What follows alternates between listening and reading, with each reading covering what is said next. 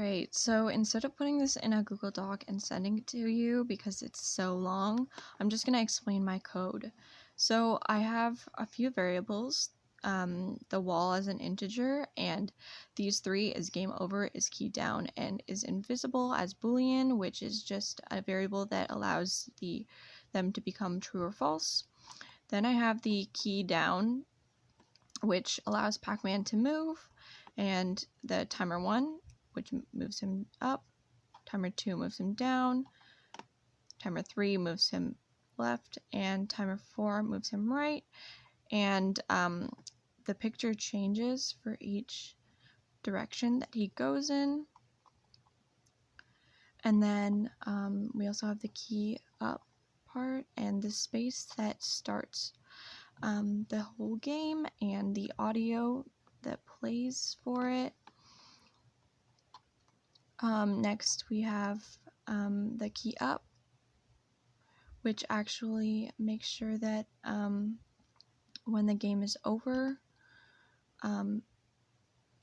it's off. And yeah. And then we have timer 1, which controls up. This is the part where it eats the big squares, and the ghosts actually turn blue and don't hit him anymore. So the picture box gets hidden, and then the ghosts become invisible, so is invisible equals true. And the picture changes, which is controlled by timer 32, which I'll show you a little bit later. And then this continues for the other 3 picture boxes. And then I did end up having to make a function just because the code was getting too long. It was starting to lag the program because there are like 7,000 lines of code in this. But this part is just to end the game if Pac-Man intersects with a ghost. It starts the end game program, which I'll show you in a bit. And then there are about 40 picture boxes that control the maze, which make Pac-Man. And so these lines of code show you how Pac-Man doesn't intersect with the walls. And then that just goes on until picture box 60.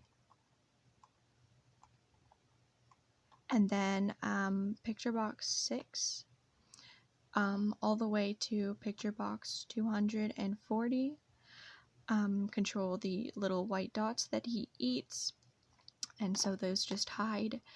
And then basically this code repeats for timers 1, 2, 3, and 4, and I'm sure you don't need to see that.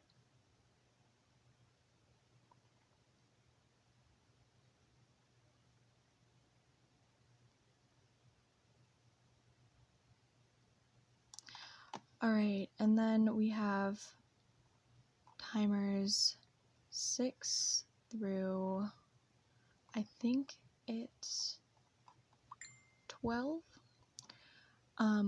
But anyways, these ones control the sprites that I used for the ghosts, and so if invisible is false, controls whether or not you'll see the colored ghosts or the blue ghosts when Pac-Man hits the big square. And yeah, so here's some debugging that I did just to make sure that Pac-Man was actually moving and the ghosts were functioning properly, because that's what I kept running into, that problem. Anyways, this continues, and just I changed the image for each one so that the sprite functions, and that continues all the way to timer 12. And then timer 13 controls the movement of the tracking process for the ghosts. I actually didn't use these variables, so they can go away, but anyways, I used these to make sure that the ghosts knew when to move and if they were moving up, left, right, down, and then the X value in 1 and 2. X value 1 is the Pac-Man, and X value 2 is a ghost, and it just checks where the Pac-Man is compared to the ghost. And then I commented this out, but I was making sure that this all functioned. And yeah, so did I move equals true. So if Pac-Man moves and it's true, the ghost will follow it.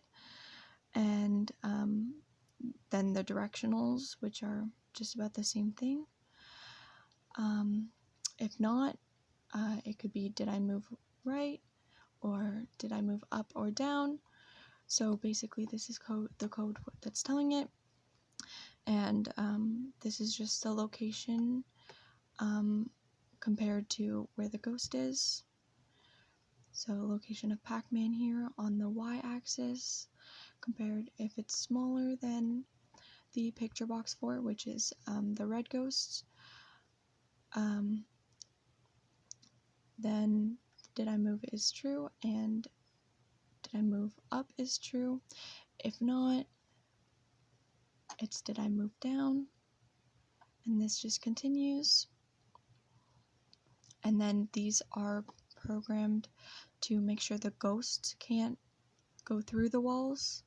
So this is collision code, all for that, and it's close to the same except the ghosts are a little bit slower than Pac-Man, so they go 10 pixels instead of 15. That just continues for each ghost.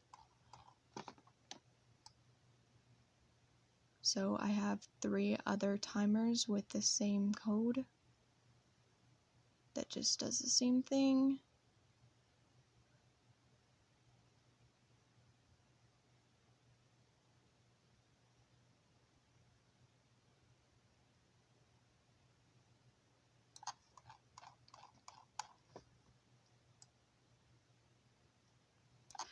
Okay, and then we get to our timers over here. So these timers actually have hidden labels which count them down from 5, which tells us when each ghost is going to leave the little box. So this part is when the second ghost comes out. This one is when the third ghost comes out, and this one is when the fourth ghost comes out. And then I should have put the form load at the top, but I had forgotten about it. But basically, this makes sure that you can't see the game over label until the end. And then timer 18, 19, 15, and 20 are started, so this means the red ghost starts, and then these timers are enabled, and they go 5 seconds, 10 seconds, and 15 seconds at a time, waiting for each other ghost to come out. And then here is the end game function that I made. So if the ghosts are not invisible, then it means that the ghosts are visible and the collision happened, and that Pac-Man is dead. So the label 15, which says game over, is started, or sorry, not label 15, label 5 is visible, so you can see the game over.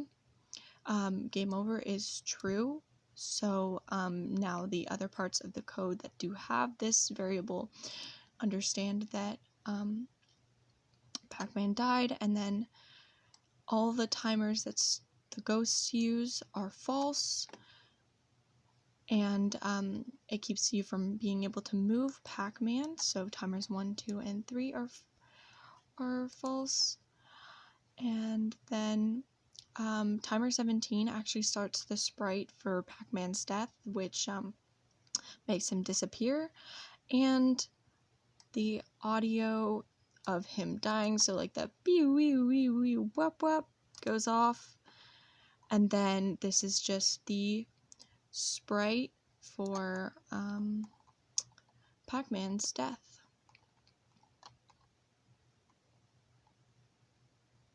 Oh, and finally, I forgot about this part, but this is the timer that shows you the blue ghosts and keeps you from touching them. So label 6, so it gives you a limited amount of time. I'm pretty sure I gave them 5 seconds to be invisible and Pac-Man can go through them. And then after the 5 seconds, this keeps the sprites from showing. After the 5 seconds though, timer 5 is enabled, which starts the sprites again. Timer 32, which is this one, is turned off and the label is reset. So if you hit another of the big squares, it starts over and the ghosts are invisible again. And yeah, that's my entire code.